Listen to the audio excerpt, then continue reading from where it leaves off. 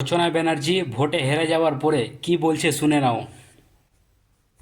আমি রচনা বন্দ্যোপাধ্যায় 2026 বিধানসভা নির্বাচনে বিজয়ী প্রার্থীদের আমার অনেক অনেক শুভেচ্ছা, অভিনন্দন। গণতন্ত্রের লড়াইয়ে মানুষের রায়কে আমি সম্মান জানাই। গতকাল থেকে এখনো পর্যন্ত আমার হুগলি জেলার বিভিন্ন প্রান্ত থেকে আমার দলের কর্মীরা আমাকে বহুবার ফোন করেছেন। তাদের উপরে নির্মম অত্যাচার করা হচ্ছে,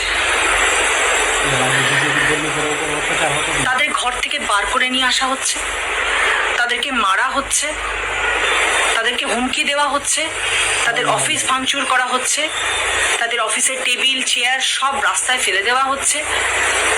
তাদের এতদিনের সাজানো গোছানো অফিস, তাদের কত স্নেহ, কত ভালোবাসা,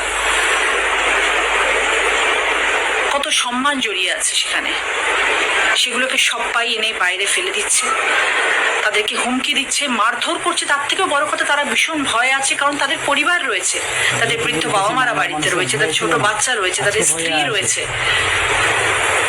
তারা নিজেদের প্রাণের সংশয় নিয়ে বেঁচে রয়েছে। তারা আমাকে বারংবার ফোন করছে জানার জন্য, দিদি আমাদের কি করণীয়, আমরা কি করব, আমাদেরকে বাঁচাও।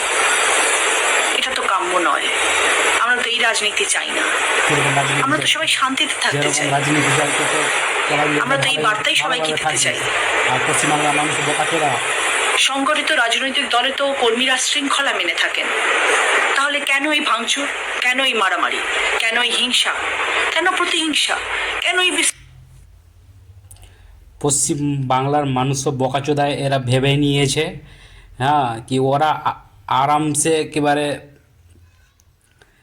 বিছানায় ঘুমিয়ে থাকবে, কিন্তু পশ্চিমবাংলার মানুষ আগুনের মতো দাউ দাউ করে জ্বলুক, এটাই চাই। I hate TMC. জয় শ্রীরাম।